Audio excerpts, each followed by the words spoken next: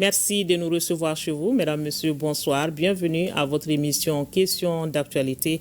Et nous faisons un gros plan ce soir sur la charte pour la paix et la réconciliation nationale. Le projet de cette charte a été remis ce mardi 22 juillet 2025 au président de la transition, le général d'armée Assimi Goïta, qui en est l'initiateur. Cette charte est le fruit du dialogue intermalien, des concertations qui ont donc rassemblé toutes les couches sociales du Mali. La charte pour la paix et la réconciliation nationale est destinée à être un document de référence pour renforcer la morale républicaine.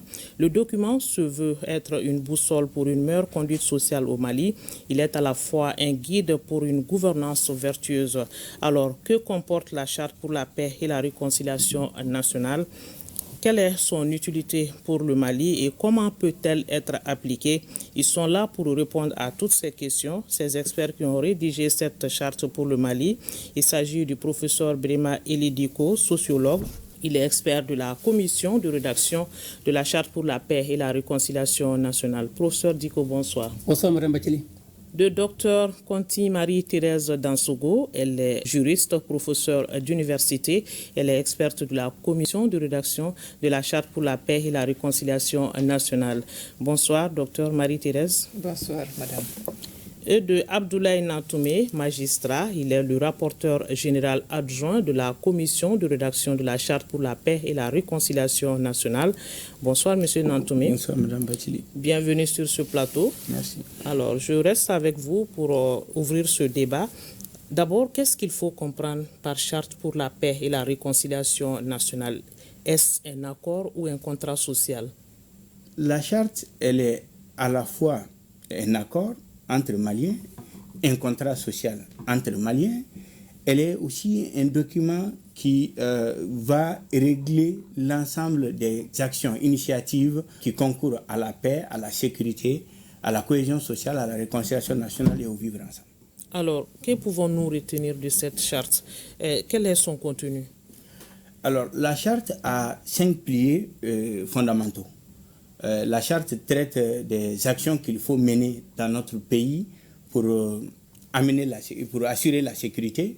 La charte traite également des questions de réconciliation nationale, de cohésion sociale et de vivre ensemble. Professeur Diko, vous êtes sociologue. Ce sont des codes d'éthique de conduite sociale pour le Mali? Oui, on peut, disons que dans la charte, il y a des codes d'éthique qui sont édictés. Vous savez, notre société repose sur des valeurs fondamentales. Il y a des valeurs spécifiques, mais nous avons pris en compte des valeurs partagées. Parmi ces valeurs partagées, il y a le dialogue, ce qu'on appelle Sigikafo. Il y a la tolérance, il y a le travail, il y a l'humilité, le respect des aînés, etc. Donc, quand on prend en compte rien que ces valeurs-là que je viens de citer, on peut dire que ce sont des codes de conduite qui nous rappellent qui nous sommes et qu'est-ce qui fonde notre unité. Ce sont des valeurs qui font que notre société en fait, arrive à être une société paisible, une société dans laquelle finalement des codes de conduite sont édictés pour que les Maliens puissent les utiliser et que le vivre ensemble soit possible. Donc ça, c'est un élément, mais la charte ne repose pas que sur ça. Il y a d'autres dimensions qui concernent des questions économiques, parce qu'il y a tout un titre sur le développement économique. Il y a un titre sur la culture de la paix. Il y a des valeurs dans la société, mais il faut les enseigner pour que les gens puissent savoir que la tolérance, le respect de l'autre, le travail, la conscience professionnelle, les questions de redevabilité sont des questions importantes pour que la société puisse fonctionner. Il y a des dimensions qui portent sur l'éducation. Vous savez, l'éducation à tous les niveaux, l'éducation préscolaire, scolaire, l'éducation à l'environnement, l'éducation à la santé, pour dire que finalement, il y a différentes dispositions que nous avons prévues pour que les codes de conduite qui sont édictés puissent trouver aussi un ancrage. Donc, c'est toutes ces dimensions-là qu'il faut considérer pour la charte. Et donc, la charte elle-même, c'est un ensemble, un document qui comporte plusieurs titres. Donc, il y a 16 titres, vous avez 39 chapitres et vous avez 106 articles à l'intérieur. Et justement, que disent ces articles, ces titres et ces chapitres? Si vous prenez le document, vous avez 2 grandes parties. La première partie repose sur les 5 piliers. La question de la paix, la question de la sécurité, la question de la cohésion sociale, la question du vivre ensemble et la question de la réconciliation nationale. Maintenant, pour pouvoir atteindre ces 5 piliers, il y a d'autres dimensions, notamment le développement économique, notamment la justice, la sécurité, les responsabilités des acteurs, qui doit faire quoi, comment et pourquoi, et aussi des formules d'engagement de ces acteurs. Donc c'est ça l'ensemble, maintenant c'est tout ça qui est décliné en chapitres et en articles pour faciliter la lecture pour les citoyens maliens. Donc ce sont tous les secteurs qui ont été pris en compte pour pouvoir donner des stratégies, des propositions pour que ces secteurs puissent marcher pour le Mali? Absolument. En fait, il faudrait que les Maliens retiennent que la charte, c'est vraiment le document de référence pour toute action, initiative, activité qui concourt à la paix, à la sécurité, à la cohésion sociale, au vivre ensemble et à la réconciliation. Et donc, quand c'est le document comme ça prend en compte tous les aspects. Donc, c'est un document holistique qui a abordé tout ce qui peut concourir aux 5 piliers que j'ai évoqués, de la paix jusqu'à la réconciliation nationale. D'accord. Alors, docteur Marie-Thérèse, qui peut consulter la charte et qui doit la mettre en œuvre? Et comme son objet l'indique, la charte pour la paix et la réconciliation nationale est le document de référence et pour toutes les actions, les activités et les initiatives qui concourent en faveur de la paix, la sécurité, la réconciliation nationale, la cohésion sociale et le vivre ensemble. C'est un document pour le peuple malien. Le peuple malien parce que ça a été l'initiative du chef de l'État. L'initiative du chef de l'État pour que les Maliens se donnent la main, pour que les Maliens se retrouvent pour discuter, dialoguer et se retrouver pour l'instauration d'une paix durable, le vivre ensemble et la cohésion sociale. Donc, dans le cadre de l'élaboration de ce document, nous avons eu à identifier les acteurs de mise en œuvre. Et qui sont ces acteurs? Les acteurs de mise en œuvre, nous avons l'État et nous avons les collectivités territoriales, les autorités et légitimités traditionnelles, les confessions religieuses, les organisations de la société civile, il y a le secteur privé, les syndicats. Et comment ils pourront mettre cette charte en œuvre? En faisant quoi concrètement? Et d'abord, le premier aspect, ça c'est l'appropriation. Il y a eu des initiatives qui ont été identifiées par chaque secteur. Quand je prends l'État, il y a des initiatives qui ont été identifiées par rapport à la mise en œuvre de ce document par l'État, par les collectivités, chacun dans son domaine respectif. Par exemple, je prends un exemple dans la lutte contre l'impunité et la lutte contre la corruption et la délinquance économique et financière. Il est impératif que l'État prenne des mesures pour lutter efficacement contre ce fléau. Donc, les responsabilités de tous ces acteurs ont été identifiées dans la charte. D'accord, il suffit de consulter la charte pour être édifié et pour être orienté. Absolument. D'accord. Alors, Nantoumé, quelle est la valeur juridique de cette charte? Quel est son poids juridique? Alors, merci madame pour cette question. La charte, le projet de charte, dans le projet de charte, il est prévu que le document sera une loi. Donc la valeur juridique de la charte, c'est qu'elle sera soumise à l'adoption de l'organe législatif. Donc tout le processus d'adoption d'une loi sera suivi. Et donc la valeur juridique de la charte, je peux résumer en disant qu'elle aura, après adoption, la valeur d'une loi.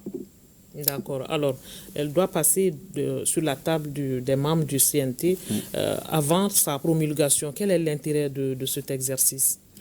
Alors, l'intérêt de cet exercice, c'est déjà commencer à informer la population de la finalité recherchée, la paix et la réconciliation nationale. Inviter les gens à s'intéresser à ces documents et comme vous le savez, dans le processus législatif, les populations conservent encore la possibilité d'aller se faire entendre à l'Assemblée pour contribuer à l'amélioration de ces documents. Donc c'est non seulement les permettre de connaître la charte, les finalités recherchées par la charte, sa vision qui est de faire du Mali une nation souveraine, une nation réconciliée, une nation tolérante et en paix dans un État refondé. Donc c'est vraiment inviter la population, l'ensemble des Maliens à s'intéresser à ces documents et à contribuer à son amélioration dans le processus législatif qui sera engagé. Et une fois que ça devient une loi, c'est une obligation? Oui, comme toute autre loi de la République, les lois, elles sont adoptées et donc les acteurs seront tenus de mettre en œuvre les responsabilités que ces lois mettent à leur charge. Alors, beaucoup de citoyens se posent cette question de coexistence de la charte avec la loi fondamentale. Est-ce que les deux peuvent exister en même temps? Il n'y a aucune difficulté de coexistence entre la charte nationale pour la paix et la réconciliation nationale et la Constitution. Quand vous prenez la charte elle-même, dans son préambule, elle se fonde sur la Constitution. Et lorsqu'on dit qu'un document aura la valeur d'une loi, eh bien, la loi est inférieure à la Constitution et elle doit se conformer à la Constitution. Donc, la loi dans un pays ne peut pas avoir un conflit avec la Constitution, et la coexistence de la charte et la Constitution ne peut pas poser de problème dans la mesure où l'organe législatif aura bien évidemment une appréciation à faire, et c'est une norme qui a une valeur inférieure à la Constitution. Mais ce qu'il faut tout simplement ajouter, l'articulation hiérarchique entre la loi et la Constitution ne pose pas de problème juridique.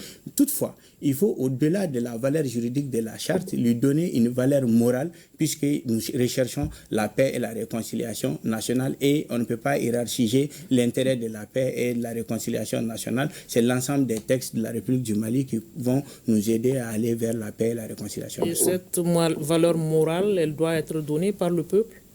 Elle doit être donnée par le peuple. Vous savez, lorsque vous prenez la charte comme une loi, eh bien, vous savez très bien que certains peuvent se sentir obligés de contribuer de façon spéciale et d'autres non. Mais cette fois-ci, compte tenu du fait que le Mali a beaucoup souffert et qu'on veut aller vers la paix, il est temps que chaque Malien respecte cette loi et contribue à sa mise en œuvre. C'est sur ce point que je parle de valeur morale. Il faut que chacun se sente personnellement responsable de la mise en œuvre de ces documents dont la finalité est de faire du Mali une nation paisible et une nation réconciliée. Alors, professeur Diko, est-ce qu'on peut appeler la charte pour la paix et la réconciliation nationale Kouroukanfouga 2? Quelles sont les similitudes et quelle est la spécificité de la charte pour la paix et la réconciliation? Merci bien pour la question. Vous savez, effectivement, il y a certains participants qui ont utilisé cette expression en disant que la charte pour la paix et la réconciliation nationale, c'est Kouroukanfouga 2. Donc, ils n'ont pas tort d'une certaine manière.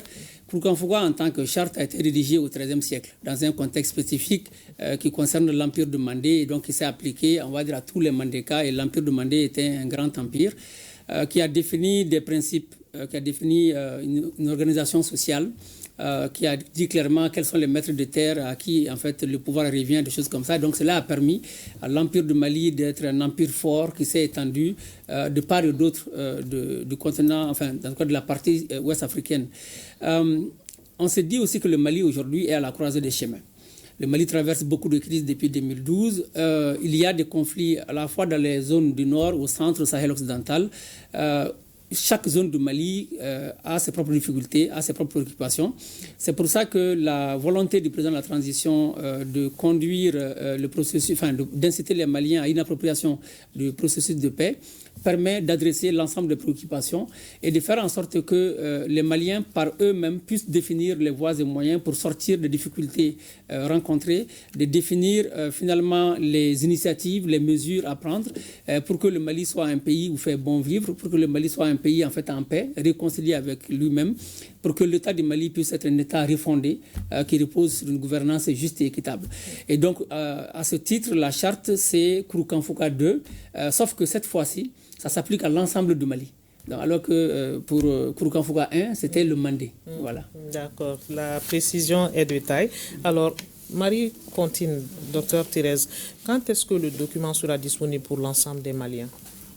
Et le 22 juillet 2025,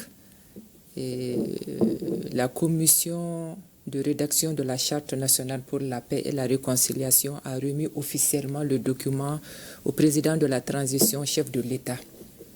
Donc, actuellement, comme Abdoulaye Nantoumé, le rapporteur, vient de le dire, donc le document doit passer par voie législative. Donc, le document doit passer, ça doit surtout le processus d'élaboration d'une loi devant le Conseil national de transition.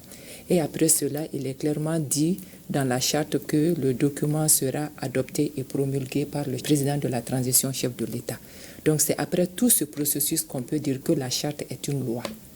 Donc à partir de cet instant, la charte est disponible. Mais avant, vous avez vu à travers les différentes consultations et les forces vives de la nation qui ont été consultées et qui ont représenté leur entité lors de la phase de restitution et ont eu le document. Voilà, le projet de la charte leur a été remis pour consultation, pour voir si toutes les préoccupations ont été prises en charge. Donc on peut d'ores et déjà dire qu'il y a pratiquement toutes les couches de la population qui détiennent par devers elles le projet de la Charte nationale pour la paix et la réconciliation, avant même le processus d'adoption du document devant le Conseil national de transition. Donc ça sera rendu public après sa promulgation? Normalement, après sa promulgation, ça sera rendu public. D'accord. Alors, avant d'ouvrir l'axe 2 de ce débat sur l'utilité de la charte pour le Mali, je vous propose à présent cet extrait du président de la transition, le général d'armée Assimi Goïta, lors de la remise officielle du projet de la charte pour la paix et la réconciliation nationale. Il dit fonder beaucoup d'espoir sur cette charte et pour lui, l'heure est venue de panser les plaies et de mettre le Mali au-dessus de tout. Nous l'écoutons et puis nous revenons sur ce plateau. En recevant le projet de charte pour la paix et la réconciliation nationale, je demeure convaincu que l'espoir est largement permis pour l'accomplissement du rêve collectif des Maliens de bâtir un avenir de paix, de réconciliation et de cohésion sociale.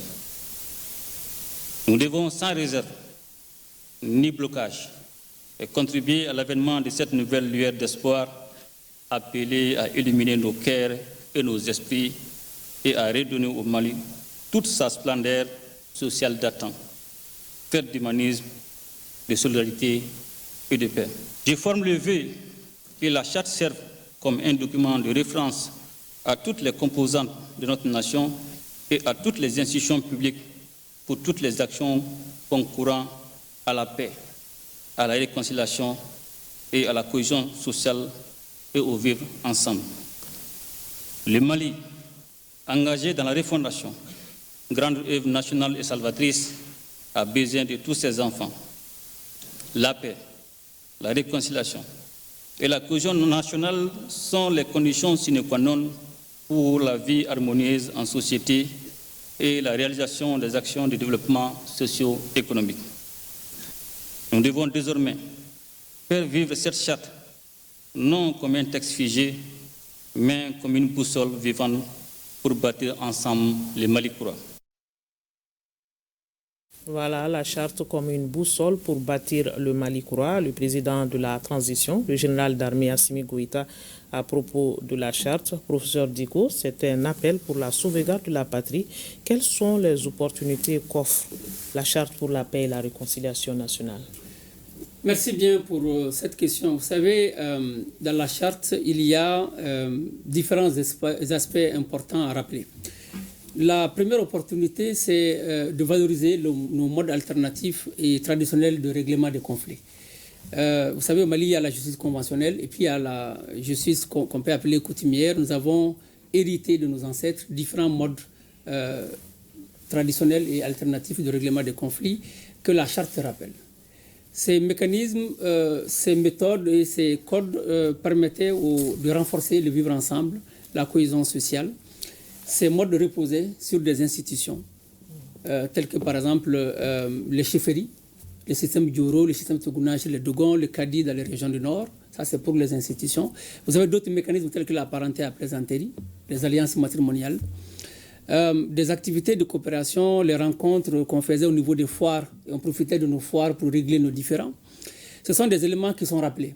Et en termes de mécanismes aussi, on a les COFO, qui sont les commissions foncières, qui représentent, qui comportent en réalité les femmes, les jeunes, les chefferies, les collectivités territoriales, pour discuter des questions foncières. Et le foncier au Mali est un vrai problème. Donc ça, c'est déjà une première dimension que la charte valorise. Donc redonne de la place aux autorités légitimes traditionnelles, redonne de la place aux confessions religieuses, redonne de la place aux syndicats, redonne de la place aux collectivités territoriales, au secteur privé, aux jeunes, pour dire que chacun d'entre vous, vous avez un rôle important à jouer, et ça c'est rappelé, comme Marie-Thérèse l'avait dit à un moment donné, pour dire voilà les missions assignées en fait à chacune des catégories, qui sont d'ailleurs souvent leurs missions traditionnelles.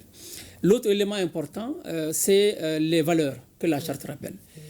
L'être humain se différencie des autres, des animaux, notamment par les valeurs que nous défendons. Ce sont ces valeurs-là qui sont constitutives de notre identité, qui font de nous ce que nous sommes et qui nous permettent finalement d'être des êtres qui puissent apporter quelque chose à leur société.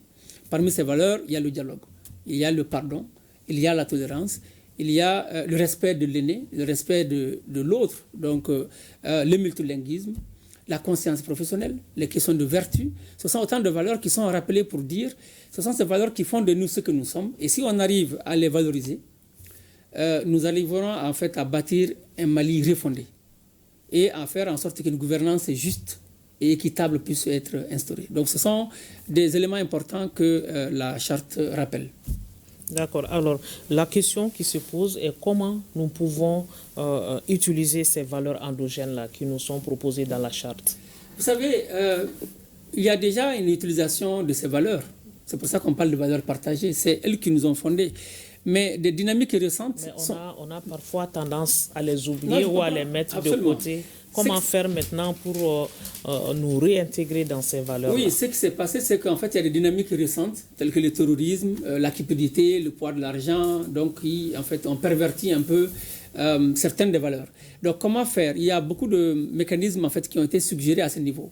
Nous avons dit que les médias ont un grand rôle à jouer pour la promotion des valeurs qui sont édictées dans la charte et même de tout le contenu de la charte pour que les gens puissent s'en souvenir, pour que les gens voient l'intérêt de pouvoir s'en approprier et de mettre ça en œuvre. Ça, c'est un premier élément. Nous avons suggéré que ces valeurs puissent être enseignées dans toutes les écoles, donc depuis l'école primaire jusqu'à l'université, mais aussi que ce soit des établissements privés et publics. Nous avons suggéré qu'on puisse utiliser d'autres formats, le numérique par exemple, pour pouvoir promouvoir donc, ces valeurs. Et bien entendu, il y a des conférences qu'on fait, et comme les débats qu'on est en train de faire aujourd'hui, pour que les gens puissent les découvrir. Ceux qui ne les connaissent pas puissent les connaître, ceux qui les connaissent puissent être rappelés de leur importance et de leur contenu, et qu'à partir de cet instant, chacun puisse s'en approprier et les utiliser au mieux, parce que nous n'avons pas en fait d'autres issues, si ce n'est que de les connaître et de les appliquer. Et le président de la commission de rédaction communiquait là-dessus, il disait que la charte sera traduite dans toutes les langues. Absolument, ce processus a déjà commencé. Vous savez, au Mali, il y a 13 langues officielles, donc que certains appellent les langues nationales. Les concepts clés ont déjà été traduits et la traduction du document va se poursuivre une fois que le CNT donc, va l'adopter, que le président de la transition va promulguer le texte. En ce temps, la version finale va être traduite. Non seulement elle va être traduite dans toutes les langues, il y aura aussi, on tient compte de ceux qui sont des personnes vivant avec un handicap. Donc une traduction en fait en braille. Et puis en écriture en gros caractères pour que des personnes qui ont ces difficultés-là de lecture puissent s'en approprier aussi. Pour dire simplement qu'aucune des couches de la société n'a été oubliée et qu'on essaie de faire en sorte que chacun puisse accéder aux documents sur tous les supports numériques et papier, mais aussi audiovisuels, avec même des affichages dans les lieux publics, voire des promotions au niveau des foires, au niveau des marchés. Donc tous ces mécanismes-là en fait ont été identifiés. Après il appartiendra aussi à l'observatoire qui sera mis en place pour définir les autres indicateurs et autres stratégies pour faire en sorte que chacun puisse jouer en fait sa partition. Docteur Conti Marie-Thérèse, quelle est l'utilité de la charte pour la paix et la réconciliation nationale pour le Mali? Et l'utilité de la charte, d'abord, ces valeurs qui ont été identifiées, comme le pardon. On ne peut pas parler de paix sans parler de pardon. La tolérance, la dignité, le respect des aînés, etc., qui viennent d'être évoqués par le professeur Diko. Je pense que ces valeurs doivent être enseignées d'abord dans nos familles. Ça commence d'abord par les familles. L'enfant à bas âge doit être éduqué à ces valeurs. Les parents ont cette responsabilité de véhiculer ces valeurs, d'apprendre les enfants à respecter et à s'approprier de ces valeurs. Et donc, après la famille, ça vient dans les communautés. Ça vient dans les communautés. Donc, l'utilité de cette charte, c'est, nous savons bien évidemment que nos valeurs ont été effritées depuis. Donc, c'est ramener le peuple malien aux valeurs. Nos ancêtres ont prôné certaines valeurs qui tendent à disparaître de nos jours. Donc pour ramener le peuple malien, il faut quand même que depuis à bas âge, ces valeurs soient enseignées, ces valeurs soient apprises par les plus jeunes d'abord, les enfants, et il a parlé de la valorisation, c'est-à-dire la promotion de ces valeurs à tous les niveaux, et dans les curricula et de formation et même au niveau universitaire. Donc ça veut dire que la charte a son utilité. Donc ça nous permettrait d'avoir un autre Malien, je peux dire, comme on le dit, un Mali d'Inkoura. Donc elle sera une référence qui sera mise à la disposition même des enseignants? Absolument. C'est un document qui sera partagé à tous les niveaux, de l'éducation préscolaire, scolaire et jusqu'au niveau universitaire. D'accord. Alors, Monsieur Nantoumé, quel peut être le rôle et la place de la Charte nationale pour la paix et la réconciliation nationale dans la refondation du Mali? Alors, merci Madame pour cette question. Déjà, je commence par dire que la Charte consacre l'appropriation nationale du processus de paix. Nous sommes en refondation et, comme vous le savez, l'accord issu du processus d'Alger a été fait au nom des Maliens, pour le compte du Mali, mais avec des arbitres et avec des interférences extérieures. Dans le cadre de la refondation, le chef de l'État a décidé de l'appropriation nationale du processus de paix. Donc, pour refonder le Mali, cette charte vient faire en sorte que les questions de paix et de réconciliation nationale ne sont traitées que par des Maliens qui proposent des solutions maliennes et pour le Mali. Et donc, c'est déjà le début de la refondation sur la question et la gestion de la crise que le Mali connaît aujourd'hui. Vous savez, quand vous refondez un État, il vous faut vous appuyer sur vos propres valeurs, il vous faut vous appuyer sur vos propres atouts, il vous faut vous appuyer sur vos propres fiches. Quand on a amené nos problèmes à l'extérieur, nous nous sommes retrouvés avec des arbitres qui ont voulu jouer contre nous. Et aujourd'hui, dans la refondation, la charte vient permettre au Mali de reprendre le processus de gestion de la crise que nous connaissons. D'accord, on va rappeler ce passage qui a retenu notre attention dans la présentation sommaire du projet de la charte. Elle souligne la nécessité de promouvoir l'émergence d'une jeunesse consciente, engagée, compétente, citoyenne, responsable, patriote et capable d'assumer son destin. Elle met aussi l'accent sur l'importance d'un engagement individuel et collectif en faveur du développement économique, social, environnemental et culturel, ainsi que d'une gouvernance vertueuse. Tout est dit ici, professeur Diko. Absolument. L'essentiel, en tout cas, il est dit. Si on arrive à faire ça, on aura, je pense, un Mali qui va être envié par d'autres personnes. C'est un élément important parce que, vous savez, on est dans un pays où 47% ont moins de 15 ans, 65% ont moins de 25 ans et 75% ont moins de 35 ans. Donc, avoir une jeunesse consciente, c'est en fait avoir un avenir qui est déjà tracé et qui ne peut être que reluisant.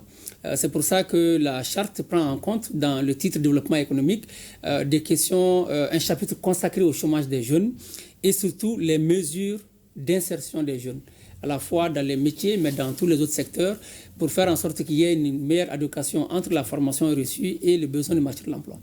Donc c'est pour dire qu'en fait, on a une claire conscience que le Mali de demain se fera avec des jeunes qui sont des jeunes qui ont été bien formés, qui ont une conscience professionnelle et qui arrivent à trouver en fait un emploi. Parce que l'emploi donne la dignité et la dignité permet d'avoir l'espoir. L'espoir est le moteur qui nous permet de nous maintenir. Et de donner un cap pour l'économie aussi. Absolument. Tout à fait. Alors, nous allons faire un tour en ville, dans la ville de Bamako, maintenant pour prendre l'avis des Maliens sur la charte pour la paix et la réconciliation et en quoi elle peut être une arme contre les différends. C'est un vox pop qui a été réalisé par Mohamed Namakeita. Suivons et puis nous revenons sur ce plateau. C'est un document de référence qui va unir tous les fils du pays autour de l'essentiel, qui va également valoriser et renforcer les autorités et les unités traditionnelles dans le cadre de la gestion de certains conflits mineurs.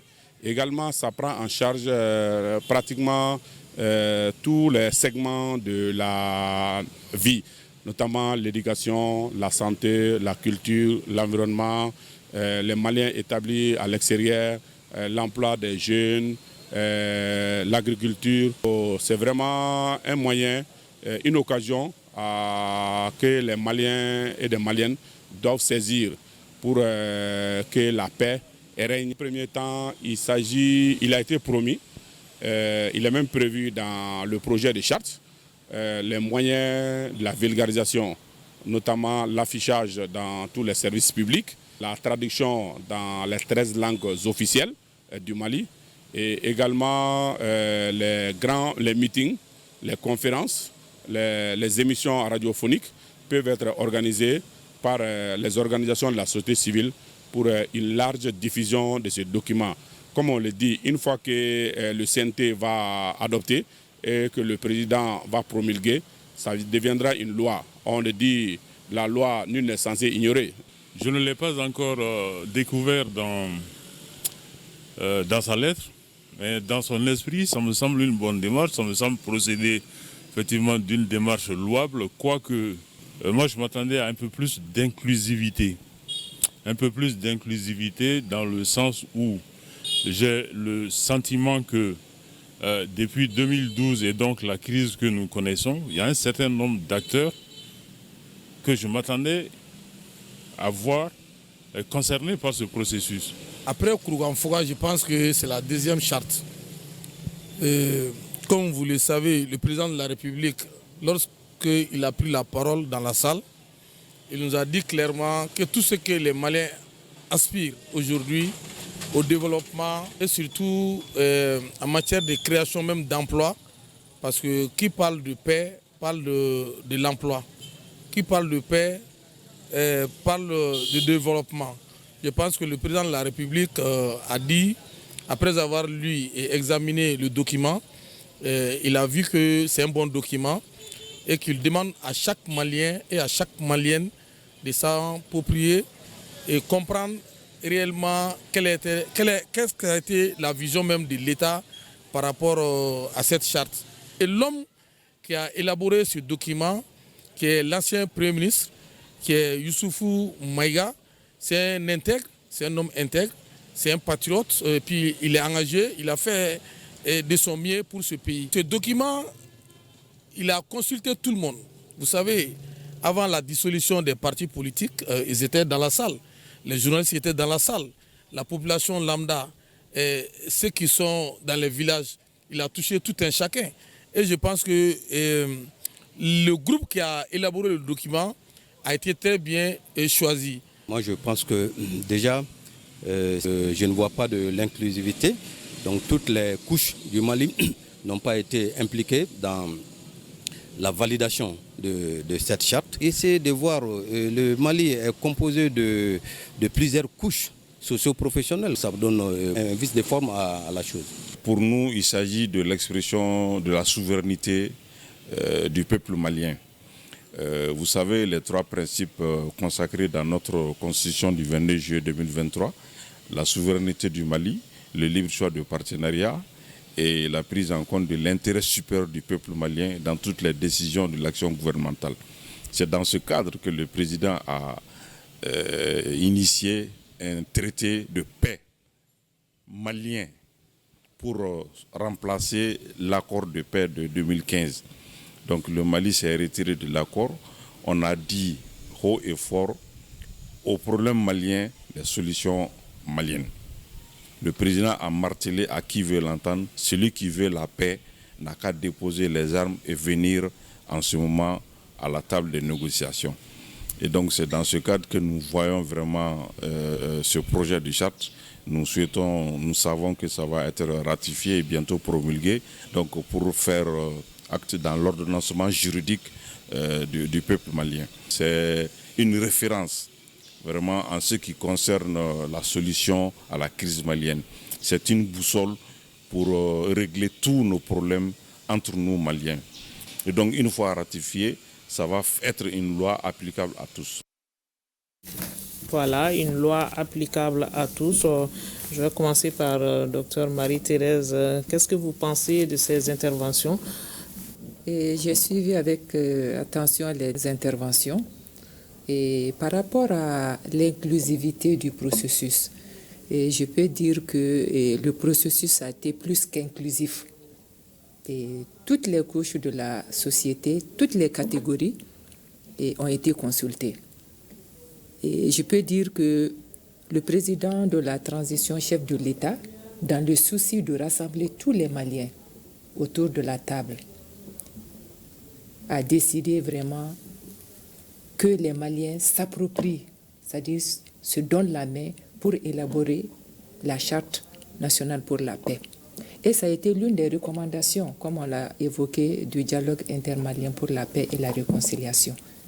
Donc cette recommandation a été mise en œuvre par la Commission nationale de rédaction de l'avant-projet d'abord de la Charte nationale pour la paix et la réconciliation. Ce document, l'avant-projet, a été élaboré et remis au président de la transition, chef de l'État. Et après cela, qui a mis en place une autre commission de rédaction maintenant du projet de la Charte nationale pour la paix et la réconciliation. Et je peux dire, cette commission, présidée par le Premier ministre Ousmane Issoufi Maïga, a procédé d'abord à écouter tout le monde, que ce soit les Maliens résidant à l'extérieur, les consulats, les ambassades, les forces vives de la nation, les institutions. J'ai vu qu'on a parlé des partis politiques. Effectivement, les partis politiques ont été consultés, les autorités et légitimités traditionnelles, les universités, les personnes ressources, les anciens chefs d'État, les anciens premiers ministres, tout le monde a été consulté dans le cadre de ce processus. Et bien avant cela, des questionnaires ont été élaborés par les experts de la commission qui ont été envoyés avant de collecter les suggestions, les contributions des différentes catégories que je viens d'évoquer. Et je peux dire tout le monde a contribué.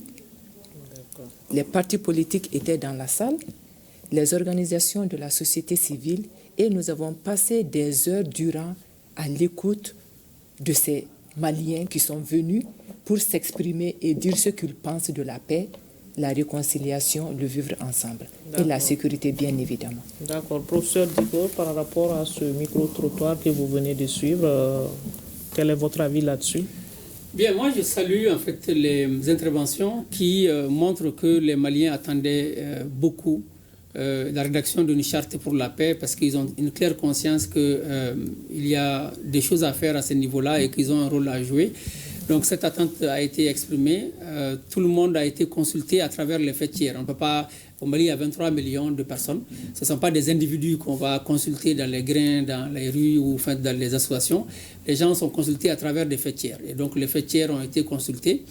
Il y a eu des discussions en face à face avec les membres de la commission et les gens aussi nous ont envoyé des contributions écrites. Un site internet a même été en fait créé pour donner la possibilité aux personnes de contribuer. À travers le site internet, il y avait toute une commission de communication qui s'en occupait. On a reçu plus de 3700 contributions individuelles. Et ensuite, il y avait des pages Facebook, des pages Twitter pour permettre à ceux qui sont à l'étranger ou au Mali de pouvoir contribuer. Les Maliens, même qui sont victimes de l'insécurité, notamment les déplacés internes, les réfugiés dans les pays voisins, ont été associés au processus au niveau des communes dans lesquelles les discussions ont été menées, mais aussi ceux qui sont dans les cas en Béra, en Mauritanie, au Niger et au Burkina aussi ont été associés au processus au niveau des ambassades et même à un moment donné aussi certains ont pu participer au processus au Centre international de conférence de Bamako. De ce point de vue, il n'y a pas une volonté d'exclusion d'un acteur.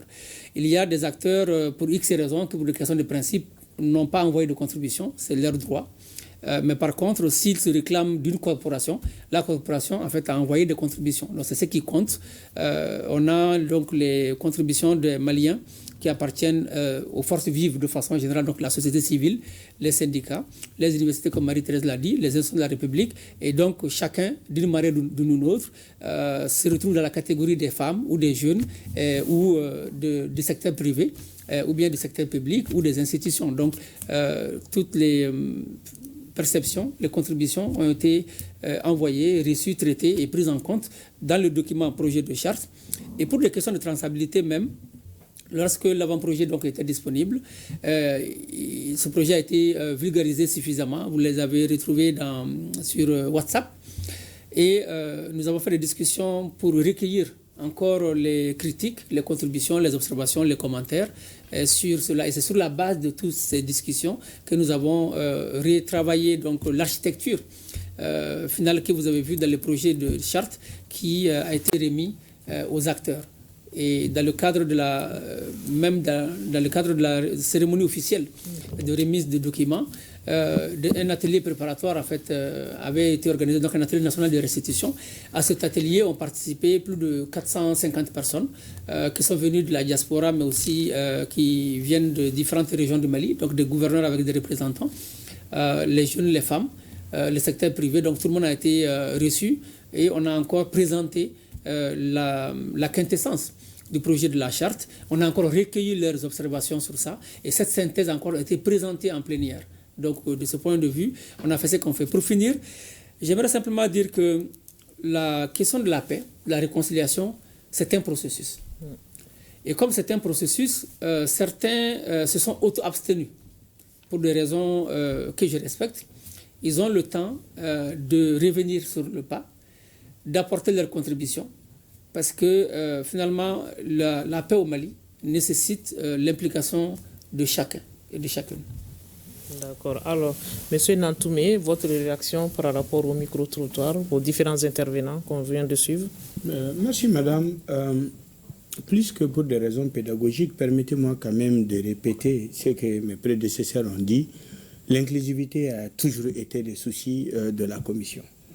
Il faut me permettre de dire que nous avons commencé ce processus depuis le dialogue intermalien. Et toutes les couches ont participé. Nous avons à notre disposition les contributions de toutes les couches, y compris des partis politiques, lors de l'atelier national de validation, que lors du dialogue intermalien proprement dit, et lors de la rédaction et aussi de l'avant-projet de la charte. Et certains aussi ont individuellement, des hommes politiques individuellement aussi nous ont fait parvenir leurs contributions. Donc l'inclusivité a toujours été notre souci. Je voudrais aussi dire que nous devons placer la paix et la réconciliation nationale au-dessus de nos égos, au-dessus de nos organisations, au-dessus de nos intérêts personnels. Il s'agit de préserver le Mali. Il s'agit de préserver l'existence de notre nation. Et pour ce faire, chaque Malien doit se sentir obligé de contribuer au processus de protection du Mali. C'est un serment national que nous avons tous prêté à travers l'hymne national. Nous sommes résolus de mourir pour l'Afrique et pour toi, Mali. Et nous sommes appelés aujourd'hui à respecter ces serments et à faire en sorte que nous soyons tous acteurs, bien évidemment, de la paix et de la réconciliation nationale. Et dans l'hymne national aussi, nous avons tous prêté les serments. Notre combat sera l'unité. Et aujourd'hui, nous devons chacun mener ce combat pour l'unité nationale. Et tous ceux qui pensent qu'ils auraient pu être consultés, ils ne l'ont pas été, ou par la manière qui les plaisait, je voudrais tout simplement les dire que le processus législatif les offre l'opportunité, encore une fois, de se faire entendre par l'organe législatif qui, dans son processus d'adoption d'une loi, fait les phases d'écoute et reçoit les citoyens pour les permettre de donner, bien évidemment, leurs contributions et avis. La réaction au micro-trottoir nous a amené dans le processus d'élaboration de cette charte. On va continuer donc pour en arriver là. C'était tout un processus qui a duré une année environ, avec d'abord le dialogue intermalien, comme vous l'avez rappelé tout à l'heure, qui a permis de tout mettre sur table. Ensuite, c'était le recueil des préoccupations à travers des thématiques. Alors, professeur Diko, vous avez rédigé cette charte pour le Mali. Comment elle a été élaborée, même si vous en aviez déjà commencé à parler?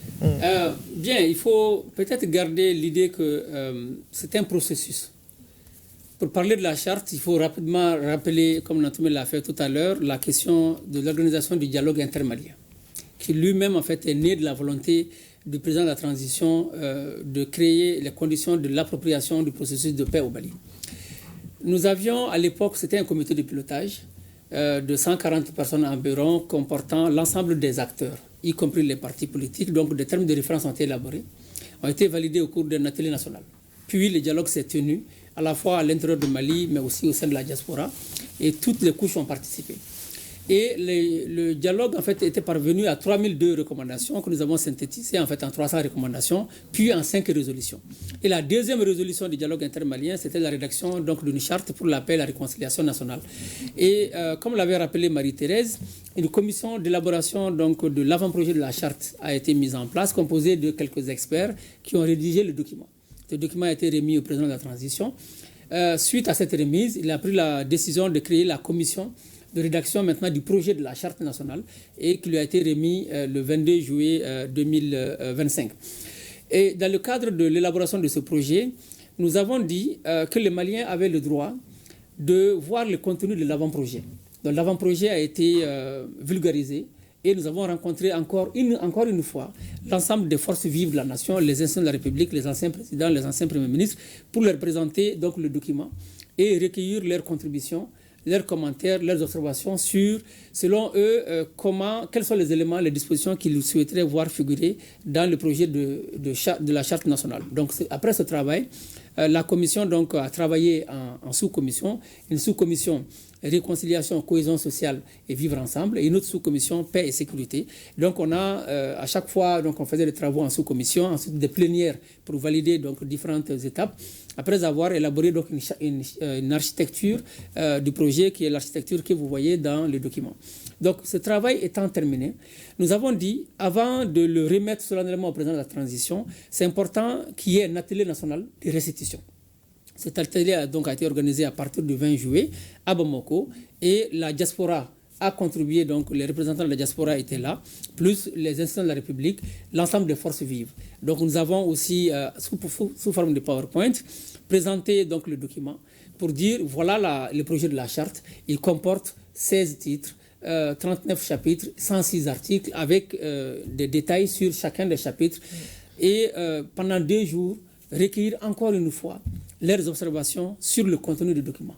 Donc ils ont fait quelques amendements, quelques observations, des suggestions que nous avons synthétisées et présentées encore en plénière la matinée du 22 juillet 2025. Et donc ils se sont retrouvés dans ce document et ce document a été imprimé pour le remettre. Voilà ce que vous avez dit, voilà le texte. Et donc après la remise solennelle maintenant du document au président de la transition, tous les représentants donc, des différentes fêtières ont pu retirer une copie du document le même soir à partir de 20h ou le lendemain en matinée. Docteur Marie-Thérèse, on a vu que dans certains cas, il y a eu une 50aine de questions qui ont été adressées à certains regroupements sur des questions comme quels sont les facteurs entravant la paix, la sécurité et la réconciliation ou encore les mesures pour parvenir à une paix durable. Tous ces aspects figurent dans la charte au finish? Absolument. Tous ces aspects figurent dans la charte.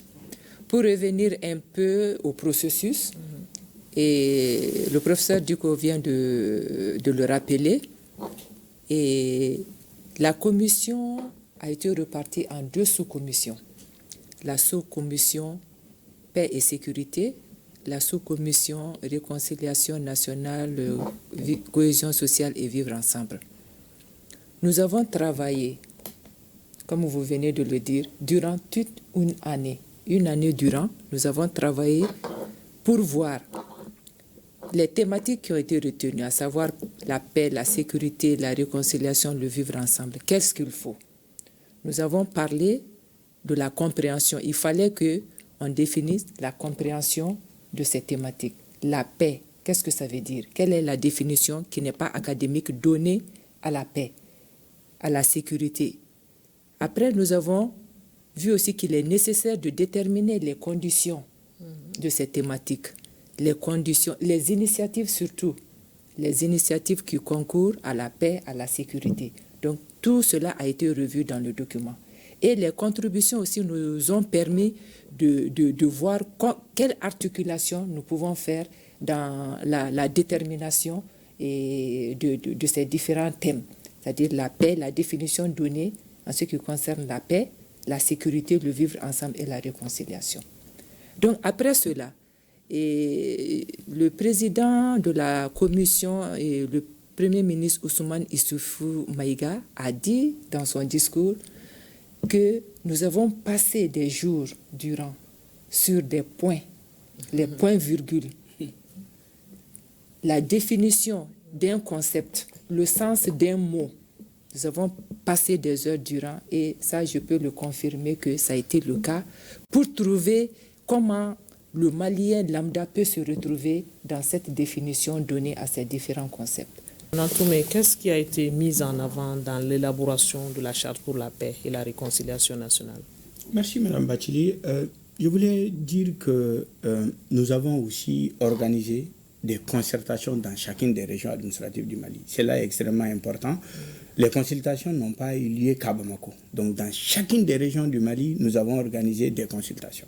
Et dans toutes les missions diplomatiques et consulaires, nous avons également organisé des consultations pour dire que nous avons récolté les informations sur le territoire national et en dehors du territoire national, partout où se trouvent des Maliens.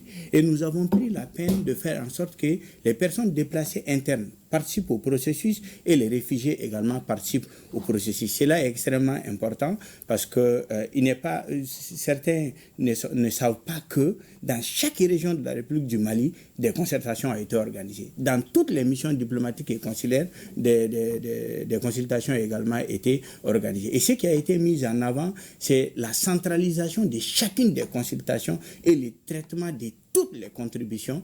Et au-delà des régions, des institutions, des forces vives et autres, des personnes ressources ont été identifiées en raison de leur connaissance profonde de notre culture ou de l'État malien pour avoir occupé par le passé des hautes responsabilités. Donc l'objectif était de faire en sorte que tout Malien qui, de par sa position, pouvait contribuer à ce travail-là, puisse contribuer. Donc ce qui a été mis en avant, c'est l'approche participative. D'accord. Alors, professeur Diko, on dit que la charte doit remplacer l'accord d'Alger, une référence pour toute initiative, je cite, concourant à la paix. Est-ce qu'elle est une référence pour toutes les sensibilités du Mali? C'est qu'il faut en fait garder à l'esprit. Chaque fois qu'il y avait un problème, le gouvernement négociait avec une portion. Tantôt c'est la rébellion, tantôt c'est les syndicats, les enseignants des supérieurs, donc des grèves perlées ça et là. Et pour une fois, la commission a abordé tous les problèmes. Comme Nantoumé l'a rappelé, les discussions étant menées dans l'ensemble des régions. Vous imaginez bien que les régions n'ont pas les mêmes préoccupations. Il y a des questions d'esclavage par ascendance, des questions d'immigration, des questions de corruption, des questions d'impunité, des questions de chômage. Et bien entendu des questions revendications, des questions politiques en lien avec la rébellion. Donc c'est toutes ces questions qui ont été abordées pour finalement en faire un document, le document de référence pour ces questions. Et de ce point de vue, toutes les sensibilités sont concernées parce que soit on est jeune, soit on est une personne âgée, soit on est une femme, soit en fait on est un homme, soit donc on est du secteur privé, soit on est du secteur public, les institutions, donc toutes les corporations étant consultées, les anciens présidents, anciens premiers ministres étant consultés, l'ensemble des faits étant consultés, les confessions religieuses, les syndicats, etc., nul ne peut dire qu'il ne trouve pas dans les documents ces préoccupations. Maintenant, l'enjeu, c'est plutôt dans la mise en œuvre des pistes qui ont été soulevées. Marie a évoqué la question des initiatives, la question des conditions qu'il faudrait remplir pour qu'il y ait la paix, pour qu'il y ait la sécurité, pour qu'il y ait la cohésion sociale. Donc, sinon, ces initiatives doivent venir de qui? Alors, ces initiatives doivent venir de tout le monde. C'est-à-dire qu'il y a tout un titre qui est consacré aux responsabilités des acteurs. Et le premier acteur qu'on a mis en haut, bien entendu, c'est l'État. L'État est garant du bien-être collectif et individuel. Nous sommes quand même dans un État et donc c'est l'État qui doit organiser tout cela. Les seconds acteurs importants, ce sont les collectivités territoriales qui aussi doivent définir des choses. Parce que depuis 1996, le Mali s'est engagé dans une réforme de la décentralisation qui accorde l'autonomie financière et de gestion aux collectivités territoriales. Nous avons maintenant 814 communes. Il appartient à chacune de ces 814 communes de voir quelles sont les actions en lien avec ce qui a été défini dans la charte à mettre en œuvre pour qu'il y ait la paix à l'échelle de communes, puis à l'échelle de la région. Troisième acteur important, ce sont les confessions religieuses, qui ont en fait un grand rôle à jouer. Il y a un autre acteur, ce sont les autorités légitimité traditionnelles qui doivent aussi jouer leur partition. Un autre acteur, c'est le secteur privé, qui doit créer de l'emploi, produire donc de la richesse. Il y a un acteur important, c'est le citoyen lui-même. Chacun, en fait, à sa petite échelle, doit dire « voilà ce que moi je dois faire ». Et pour finir là-dessus, il y a la société civile, qui est très dynamique au Mali et qui, à chaque fois qu'elle a été consultée, joue sa partition. Donc si chacun de ces acteurs arrive à jouer sa partition, ben, le document il sera appliqué. Donc on va s'en approprier et le Mali va être un pays où il fait bon vivre, un pays qui peut être envié par d'autres. En tout cas, il s'agit à travers cette charte de recoudre le tissu social et de rassembler tous les Maliens. On va faire un dernier tour de table maintenant et je commence par M. Nantoumé, le président de la commission de rédaction dans une interview qu'il nous a accordée, répondait à cette question, comment faire pour que le Mali puisse prospérer? C'est ça, cette question que la charte répond. En quoi la charte répond à cette question? Quels sont vos espoirs aujourd'hui par rapport à cette charte pour le Mali? Merci. Je voulais dire que la charte vise la paix et la réconciliation nationale. Nous avons une nation très riche de sa culture, de ses ressources. Nous avons une nation qui est très particulière et qui peut faire des miracles si on parvient à nous réunir autour de l'essentiel. Et à partir du moment où l'objectif de la charte, c'est la paix au Mali, nous avons beaucoup souffert. Faisons en sorte qu'ensemble, on puisse aller à la paix. Faisons en sorte qu'ensemble, on puisse nous réconcilier autour de l'État du Mali pour enfin permettre un avenir meilleur aux futures générations. D'accord. Professeur Dikour, quel message vous adressez-vous aujourd'hui aux Maliens en tant qu'expert qui a été consulté pour élaborer cette charte? Qu'est-ce que vous avez à dire aux Maliens? Mon message est très simple. Vous savez, le Mali et les Maliens ont souffert. Nous sommes à la croisée donc, des chemins. Chacun d'entre nous a une responsabilité pour la paix, la cohésion sociale, la sécurité, le vivre ensemble. Nous devons faire du Mali notre affaire à tous, aller au-delà de nos égos personnels, aller au-delà des questions de personnes. Les autorités, qu'on les aime pas, celles qui sont là pour le moment. Chacun d'entre nous doit jouer sa partition là où il est, avec les moyens de bord. Docteur Marie-Thérèse Contine, vous allez boucler ce débat avec cet appel aujourd'hui au peuple du Mali pour son engagement déjà pour cette charte. Sa réussite va dépendre de quoi? Oui. Et moi, je pense que la réussite de la charte va dépendre d'un engagement individuel et collectif de tous les Maliens. Cet engagement n'est pas un fardeau. Ce n'est pas un fardeau, c'est un privilège. Le privilège de participer à la restauration de la paix, au renforcement de la sécurité, au raffermissement de la cohésion sociale et du vivre ensemble. Ce privilège a contribué à l'édification d'une société où la paix et la réconciliation ne seraient plus un idéal lointain, je pense, mais je pense que ça sera une réalité quotidienne pour tous les Maliens. C'est cette invite que je voulais lancer à tous les Maliens de s'approprier de cette charte qui est un privilège pour tout le monde et un privilège à travers notre engagement individuel et collectif. Un message important. Il ne reste plus qu'à vous remercier d'être passé sur ce plateau et pour ces éclairages. Alors, c'est sur ce message donc que se referme ce débat. En attendant d'autres forats, nous parlions de la charte pour la paix et la réconciliation nationale, son contenu, son utilité pour le Mali dans le contexte actuel et le processus de son élaboration. Et nos invités étaient professeur Brema Elidiko, il est sociologue, expert de la commission de rédaction de la charte pour la paix et la réconciliation nationale. Docteur Conti Marie-Thérèse Dansoko, elle est juriste, elle est experte de la commission de rédaction de la charte pour la paix et la réconciliation nationale. Et Abdoulaye Nantoumé, il est magistrat, rapporteur général adjoint de la commission de rédaction de la charte pour la paix et la réconciliation nationale. Nous espérons que vous avez eu un intérêt à nous suivre. Ce débat a été réalisé par Jakari Diakone Djaki. Merci de votre attention. Bonne suite de programme sur l'ORTM.